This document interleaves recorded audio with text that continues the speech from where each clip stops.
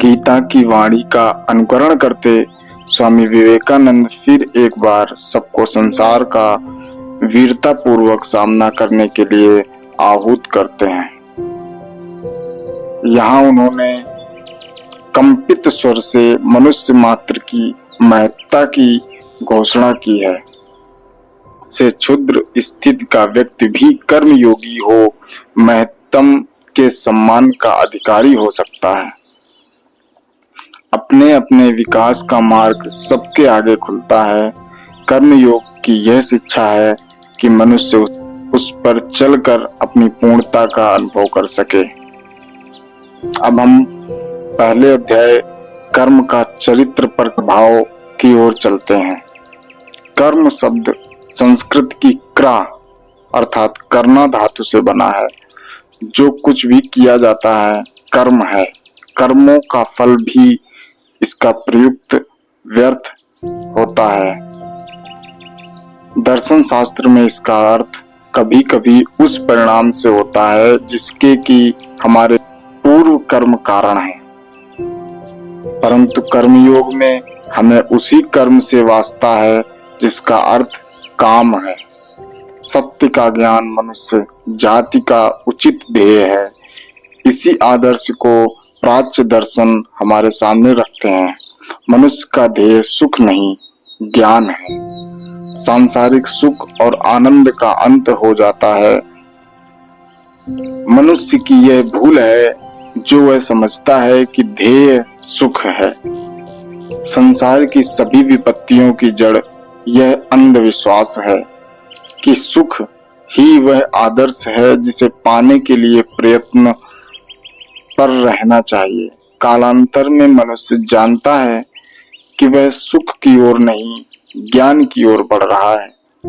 सुख और दुख दोनों शिक्षक हैं और वह उनसे शिक्षा लेना सीखता है। सुख और दुख उसकी आत्मा के सामने से गुजरते हुए उन पर अपनी छाया छोड़ जाते हैं।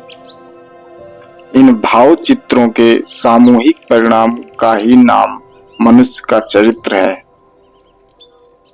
किसी का भी चरित्र लीजिए, वह उसकी भावनाओं उसकी मानसिक प्रवृत्तियों की समष्टि है। उस चरित्र के निर्माण में सुख और दुख का समान भाग है। सुख और दुख समान रूप से चरित्र निर्मित करते हैं और कहीं कहीं दुख सुख से अधिक शिक्षा देता है। संसार के बड़े बड़े चरित्रों का अध्ययन करने पर यह देखा जा सकता है कि दुख ने सुख से अधिक शिक्षा दी है। धन से अधिक निर्धनता ने उन्हें महत्ता का पाठ पढ़ाया। प्रशंसा से नहीं प्रहार सहकर उनकी अंतर ज्योति का स्फुरण हुआ है। यह ज्ञान भी मनुष्य में ही है। ज्ञान कभी बाहर से नहीं आता, वह सब भीतर है। जो कुछ मनुष्य जानता है वह मनोवैज्ञानिक शब्दावली में ठीक ठीक खोज निकालता है अथवा निरावृत्त करता है। होना चाहिए। आत्मा अनंत ज्ञान की खान है। जो कुछ मनुष्य जानता है वह वास्तव में उसी पर एक पर्दा हटने पर उसकी खोज होती है। हम लोग कहते हैं न्यूटन ने आकर्षण शक्ति को ढूंढ निकाला। क्या इच्छा शक्ति किसी कोने में बैठी उसका रास्ता देख रही थी? वह उसी के मस्तिष्क में थी। समय आया तब उसे उसका ज्ञान हुआ। संसार को जितना भी ज्ञान मिला है इसी मस्तिष्क से ही मिला है। तुम्हारा मस्तिष्क ही विश्व का असीम अछोर पुस्तकालय है। बाह्य संसार एक प्रतीक, एक संकेत मात्र है जो तुम्हें अपने आप को जानने के लिए इंगित करता है, परंतु अपने अध्ययन के विषय तुम स्वयं हो। सेब के गिरने से न्यूटन को एक संकेत मिला और उसने अपने मस्तिष्क का अध्ययन किया। उसने अपने मन की पूर्व विचार श्रृंखलाओं को पुनः एकत्रित किया और उनमें उसे एक नई श्रृंखला का पता चला जिसे हम आकर्षण शक्ति का नियम कहकर पुकारने लगे। वह उस सेब अथवा पृथ्वी की केंद्र स्थिति किसी वस्तु में न था। इस भांति सभी ज्ञान लौकिक या परालौकिक मनुष्य के चित्त में है। अनेक बार उनकी खोज नहीं हो पाती, वह अगाध रह जाते हैं। जब आवरण धीरे धीरे हटता जाता है तब हम कहते हैं कि हम सीख रहे हैं, और सभी ज्ञान का विस्तार इसी खोज के क्रम से ही होता है। जिस मनुष्य पर से यह आवरण उठता जाता है ज्ञानी होता है, जिस पर वह गहरा पड़ा होता है वह मूर्ख होता है, और जिस पर से बिल्कुल हट जाता है वह सर्वज्ञ सर्वांतर्यामी हो जाता है। सर्वज्ञ मनुष्य हो चुके हैं, और मुझे विश्वास है अभी होंगे। भावी सृष्टि क्रम में वे अनगिनती होंगे। चकमक पत्थर में निहित अग्नि की भांति ज्ञान मनुष्य के भीतर है। संकेत ही वह संघर्ष है जिससे उस अग्नि की उत्पत्ति होती है। इसी भांति हमारे कर्म और भावनाएं, रोना, हंसना, सुख, दुख, अभिशाप, आशीष, प्रशंसा, निंदा, अपने आप को शांति पूर्वक मनन करने पर इनमें से प्रत्येक को हम विभिन्न बाह्य प्रहारों से अपने भीतर ही उत्पन्न हुआ देख सकते हैं। उसका फल हम हैं। इन सब प्रहारों का समष्टि नाम कर्म है। प्रत्येक मानसिक व शारीरिक प्रहार जो आत्मा से बहिस्फुरण करने के लिए, उसे अपनी उचित शक्ति और ज्ञान को जानने के लिए उस पर किया जाता है, कर्म है। कर्म शब्द का यह विशाल अर्थ है। हम सभी लोग अपने जीवन में कर्म करते रहते हैं। मैं आप लोगों से वार्तालाप कर रहा हूँ, यह कर्म है। आप लोग सुन रहे हैं, वह कर्म है। हम लोग जो सांस लेते हैं वह कर्म है। हम लोग चलते हैं, यह कर्म है। बात करते हैं, कर्म है। प्रत्येक क्रिया शारीरिक या मानसिक जो हम करते हैं कर्म है। वह निरंतर अपने चिन्ह हम पर छोड़ती जाती है। कुछ काम ऐसे होते हैं जो अनेक छोटे कामों का जोड़ उनका परिणाम होते हैं। समुद्र के किनारे खड़े हुए तटभूमि से टकराती लहरों का शब्द सुनकर हम कहते हैं वह कितना गंभीर और प्रबल है। फिर भी हम जानते हैं कि वह एक बड़ी लहर छोटी छोटी लाखों लहरों से बनती है। उनमें से प्रत्येक शब्द करती है, परंतु हम उन्हें पकड़ नहीं पाते।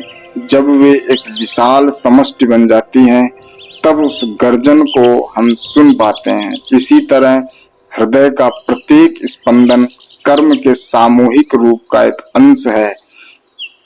किन्हीं कर्मों की हमें अनुभूति होती है और हम उन्हें पहचान जाते हैं। साथ ही वे अनेक छोटे कर्मों का समुच्चय है। यदि आप वास्तव में किसी मनुष्य का चरित्र जानना चाहते हैं तो उसके बड़े कर्मों को मत देखिए। किसी भी मूर्ख समय पाकर धीमान हो सकता है। मनुष्य को उसके छोटे छोटे काम करते देखिए। वे ही वास्तव में किसी महापुरुष का सच्चा चरित्र आपको बता सकते हैं। मौका पड़ने पर छोटे से छोटे आदमियों में भी बड़प्पन आ सकता है। सचमुच बड़ा तो वही है जिसका चरित्र बड़ा है, वह जैसा जहां भी हो। चरित्र निर्माण में कर्म ही सबसे बड़ी शक्ति है जिसका मनुष्य को सामना करना पड़ता है। मनुष्य एक केंद्र बिंदु की भांति है और वह विश्व की तमाम शक्तियों को अपनी ओर खींचता है। उस केंद्र में वह उन्हें मिलता है और फिर एक विशाल धारा में उसे प्रवाहित कर देता है। ऐसा केंद्र बिंदु वह वास्तविक मनुष्य है, सर्वज्ञ और सर्वशक्तिमान, जो तमाम सृष्टि को अपनी ओर खींच लेता है। पाप, पुण्य, सुख, दुख सभी उसकी ओर आकर्षित उससे जाकर लिपट जाते हैं। उनमें से वह उस मनोवृत्ति की विद्युत धारा का निर्माण करता है जिसका नाम चरित्र है और उसे बाहर को फेंकता है। जिस प्रकार बाहर की खींची चीजें अपनी ओर खींचने को उसमें शक्ति है, उसी प्रकार कार्य रूप में परिणत होने के लिए उन्हें बाहर फेंकने की भी शक्ति है। संसार में जितने भी काम हम देखते हैं, मनुष्य समाज के सभी आंदोलन, जितने काम हमारे चारों ओर होते हैं, वे सब विचार का चमत्कार, मनुष्य की मानसिक शक्ति का प्रकटीकरण मात्र है। यंत्र, कलपुर्जे, नगर, जहाज, सब कुछ उस मन शक्ति का स्पष्टीकरण है और इस शक्ति के मूल में चरित्र होता है और चरित्र के मूल में कर्म। जैसा कर्म होता है वैसा ही मन शक्ति स्पष्ट होती है।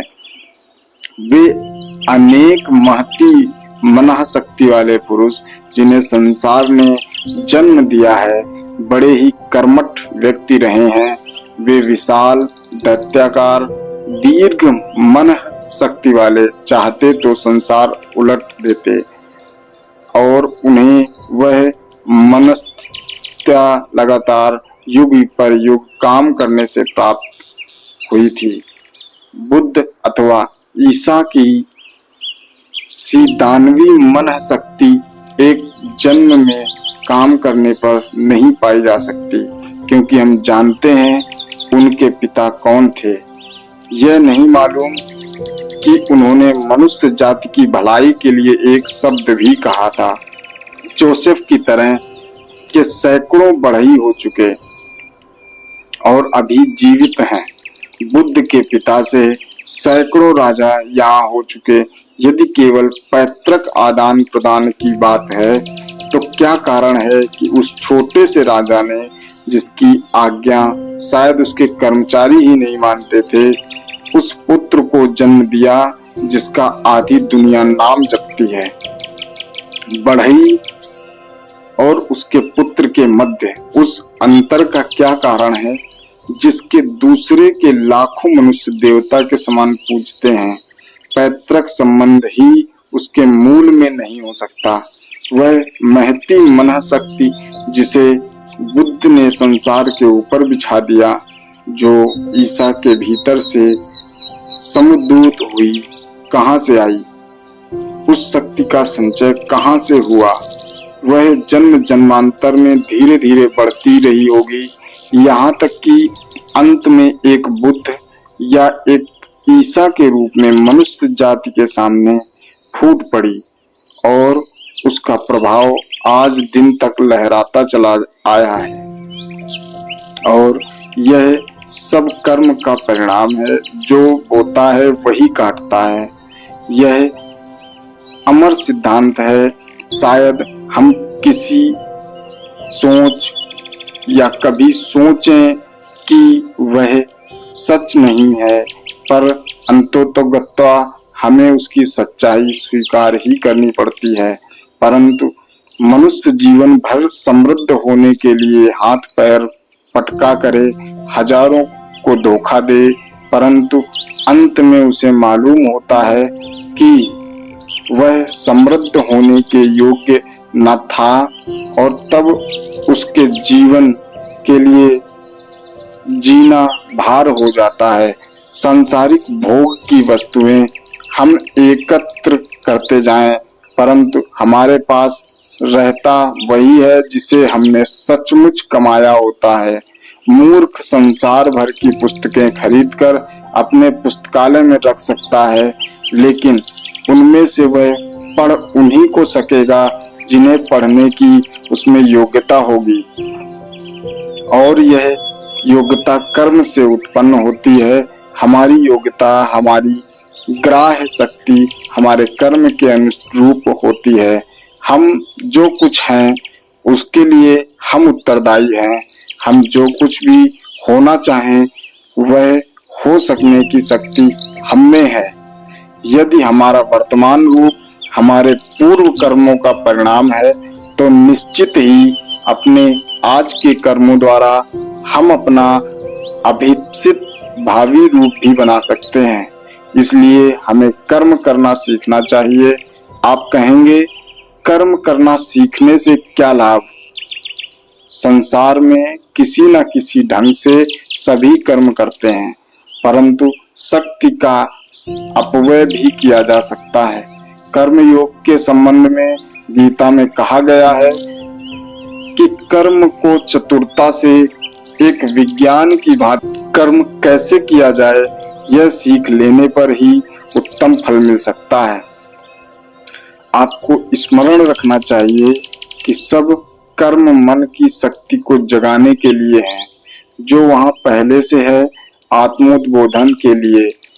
प्रत्येक मनुष्य के भीतर शक्ति है, ज्ञान है। भिन्न कर्म उसे प्रतिफलित करने के लिए, उस महादानव को जागृत अवस्था में लाने के लिए प्रहार स्वरूप हैं। मनुष्य अनेक प्रकार की इच्छाओं से प्रेरित हो कर्म करता है। बिना इच्छा के कर्म नहीं हो सकता। कुछ मनुष्य कीर्ति के अभिलाषी होते हैं और वे कीर्ति के लिए काम करते हैं। कुछ धन पाना चाहते हैं और वे धन के लिए काम करते हैं। कोई शक्ति अर्जित करना चाहते हैं, वे शक्ति के लिए कार्य करते हैं। अन्य स्वर्ग जाना चाहते हैं, वे तथर्थ प्रयत्न करते हैं। कोई मरने पर यहाँ अपना नाम छोड़ जाना चाहते हैं, जैसे कि चीन में होता है, जहाँ बिना मरे किसी को उपाधि नहीं मिलती।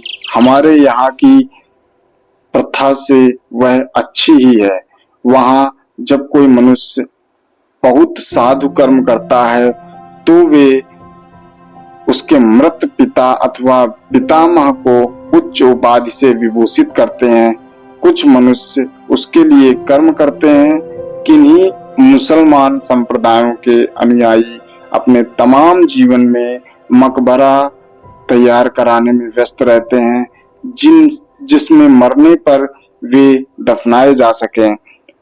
मैं ऐसे संप्रदायों को जानता हूँ जहाँ बच्चा होते ही वे उनके मकबरे का प्रबंध करना आरंभ कर देते हैं। उनके यहाँ मनुष्य का वह सबसे महत्वपूर्ण काम है और जिसका मकबरा जितना ही अधिक विशाल और शोभन होता है, वह उतना ही अधिक भाग्यशाली समझा जाता है। अन्य प्रायश्चित के लिए शुभ कर्म करते हैं, हर तरह के वे पाप करते हैं। बाद में एक मंदिर बनवाकर या पंडितों को कुछ घूस देकर स्वर्ग के लिए दरवाजा पा लेते हैं। वे समझते हैं कि इस उदारता से कालिमा धुल जाएगी और पापी होते हुए भी वे साफ बच जाएंगे।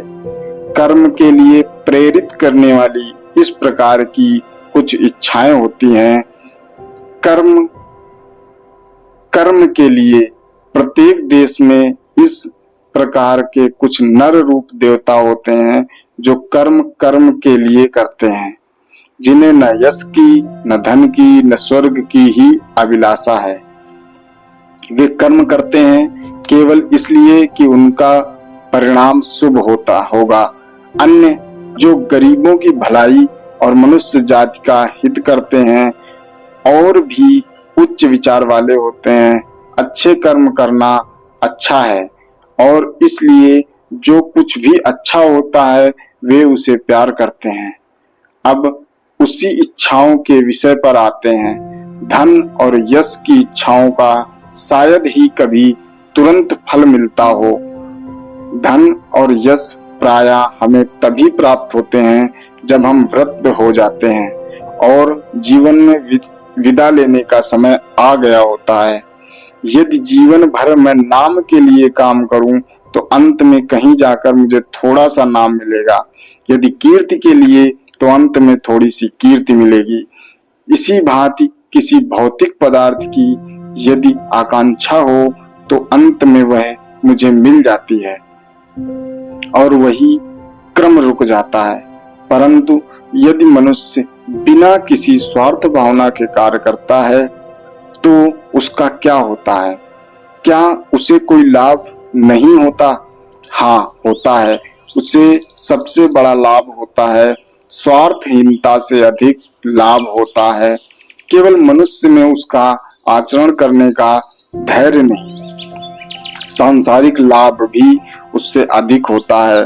प्रेम, सत्य, त्याग अलंकारिक संकेत मात्र नहीं, वे हमारा सर्वोच्च आदर्श हैं। शक्ति का महत्तम विकास उन्हीं के द्वारा संभव है।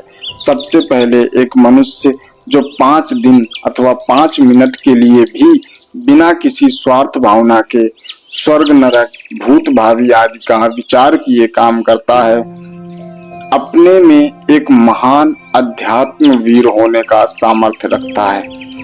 ऐसा करना कठिन है, पर अपने गूढ़ से गूढ़ अंतर हृदय में हम उसका मूल्य तथा उसका कितना सुंदर परिणाम होगा भली भांति जानते हैं। यह महान निरोध शक्ति का सबसे बड़ा परिचय है। स्वेच्छारोध सभी बाह्य कर्मों की अपेक्षा शक्ति का महत्तर प्रमाण है। 4 घोड़ों से जुती गाड़ी पहाड़ों के ढाल पर बिना बाधा के दौड़ी चली जा सकती है, अथवा सारथी घोड़ों को रोक ले। शक्ति का परिचय किसके अधिक मिलता है, उन्हें रोकने से या चले जाने देने से। एक गेंद हवा में उड़ती हुई दूर जा गिरती है, दूसरी की गति दीवार से टकराने से रुक जाती है और विद्युत के समान उजाला का जन्म होता है। इसलिए बाह्य कर्म स्वार्थ भावनाओं का अनुगामी होता है और आगे पीछे उसका लोप हो जाता है। उससे शक्ति तुम्हें लौटकर नहीं आ सकती, परंतु यदि स्वेच्छा निरोध किया जाए तो शक्ति बढ़ेगी। इस प्रकार के निरोध से वह मन शक्ति उत्पन्न होगी, वह चरित्र बनेगा जिससे एक ईसा और एक बुद्ध होता है। मूर्ति यह रहस्य नहीं जानते, फिर भी वे मनुष्य जाति पर अपना प्रभुत्व स्थापित करना चाहते हैं। मूर्ख यह नहीं जानता कि वह भी यदि कर्म करे और प्रतिज्ञा करे तो समस्त संसार का स्वामी हो सकता है। कुछ दिन धैर्य रखिए, स्वामित्व के क्षुद्र विचार का निरोध कीजिए। जब वह विचार पूर्णतया चला जाएगा, तब आपकी इच्छा शक्ति से ब्रह्मांड शासित होगा। मनुष्य 4 पैसों के पीछे अंधा बना घूमता है और उन क्षुद्र 4 पैसों के लिए अपने भाई मनुष्य को धोखा देने में तनिक भी आगा पीछा नहीं करता, परंतु यदि वह धैर्य धारण करे तो वह ऐसा चरित्र बना सकता है कि इच्छा करने पर करोड़ों अपने पास बुला सके। परंतु हम सब ऐसे ही मूर्ख हैं। हम में से अधिकांश की कुछ दिनों के आगे दृष्टि नहीं पहुंचती, जैसे कि कुछ पशु 2-4 कदम के आगे नहीं देख सकते। एक छोटा सा वृत्त, यही हमारा संसार है। उसकी क्षितिज पाकर देखने का हमें धैर्य नहीं और हम पापी और अनाचारी हो जाते हैं। यही हमारी शक्तिहीनता, निर्बलता है। छोटे से छोटे कर्मों से भी नाक भौंना सिकोड़ना चाहिए। मनुष्य अपने स्वार्थ के लिए, धन और यश के लिए काम करे, यदि वह इनसे महत्तर अभीप्स नहीं जानता, परंतु प्रत्येक मनुष्य की क्षुद्र इच्छाओं से उठकर उच्च इच्छाओं की ओर जाना होता है और जानना होता है कि ये इच्छाएं क्या हैं। काम करने का हमारा अधिकार है, उसके फल का नहीं।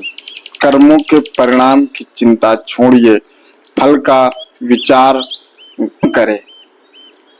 जब आप किसी मनुष्य की सहायता करें, छोटे से छोटे कर्मों से भी नाक भौंना सिकोड़ना चाहिए। मनुष्य अपने स्वार्थ के लिए, धन और यश के लिए काम करे, यदि वह इनसे महत्तर अभीप्स नहीं जानता, परंतु प्रत्येक मनुष्य को क्षुद्र इच्छाओं से उठकर उच्च इच्छाओं की ओर जाना होता है और जानना होता है कि ये इच्छाएं क्या हैं।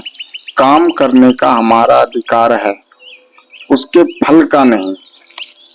कर्मों के परिणाम की चिंता छोड़िए, फल का विचार कौन करे।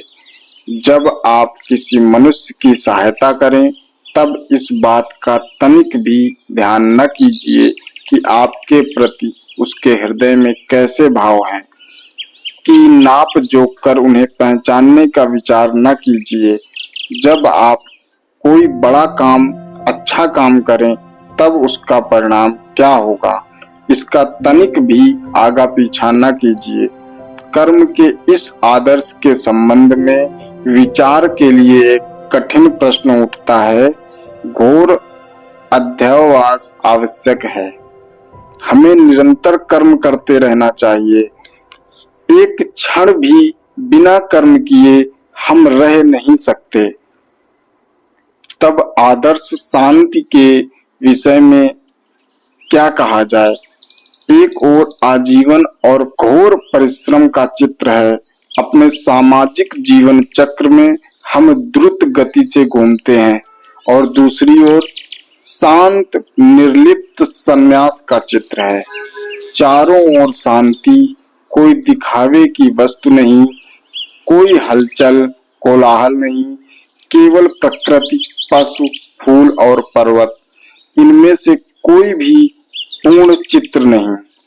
असमर्थ सन्यासी संसार के असहज धूर्तमान वज्र चक्र के क्षुद्र संघर्ष से भी सहस्त्र छिन्न विछिन्न हो जाएगा। समुद्र तल में रहने वाली मछली सतह पर आते ही जैसे टुकड़े टुकड़े हो जाती है, नीचे जल का भार उससे सुरक्षित रखता है, इसी भांति वे अकर्मण्य सन्यासी संसार के संसर्ग में आते ही छिन्न भिन्न हो जाते हैं। क्या एक मनुष्य जो जीवन के प्रखर प्रवाह में बहने का आदी है, एकाएक किसी निर्जन स्थान में जाकर जीवित रह सकता है? वहां से यदि जिया तो वह पागल खाने में ही जा सकता है। आदर्श मनुष्य वह है जो अनुकरण शांति और निर्जनता में रहता हुआ भी अविराम गति से कर्मण्य रहता है, तथा जो घोर कर्मण्यता का केंद्र होते हुए भी वन की सी शांति और निर्जनता पाता है। उसने निरोध का रहस्य सीख लिया है, अपने आप को उसने वश में कर लिया है। विशाल नगरी के कोलाहलपूर्ण जनपथ में जाते हुए भी उसका चित्त ऐसा शांत रहता है जैसे वह किसी दूर पर्वत कंदरा में बैठा हो, जहाँ पंछी तक न बोलता हो और सारे समय वह कर्मरत रहता है। यही कर्मयोग का आदर्श है। और यदि आप वहां तक पहुंच गए तो आपने वास्तव में कर्म का रहस्य जान लिया। परंतु हमें आदि से आरंभ करना पड़ेगा। जो काम भी सामने आए हम उसे करें और धीरे धीरे स्वार्थ छोड़ते जाएं। जो काम हमारे भाग में पड़ा है उसे करते हुए उसकी प्रेरक इच्छा का हमें पता लगाना चाहिए और प्रायः बिना अपवाद के पहल हमें पता लगेगा कि हमारी इच्छाएं स्वार्थी हैं। धीरे धीरे यह स्वार्थ की जड़िमा दूर होगी। सतत प्रयत्न से अंत में वह समय आएगा जब हम निस्वार्थ कर्म कर सकेंगे। कम से कम कभी कभी तब हम सब लोग आशा कर सकते हैं कि इस जीवन सरिता में बहते एक समय हम सभी स्वार्थी त्यागी हो सकेंगे। जब वह समय आएगा तब हमारी सभी विच्छिन्न शक्तियां एकत्र हो जाएंगी और सत्य का ज्ञान हमारा होकर तुरंत प्रकाशित होगा। दोस्तों, यह था कर्म का चरित्र पर प्रभाव। आपने सुना विवेकानंद द्वारा रचित कर्म योग का यह पहला अध्याय।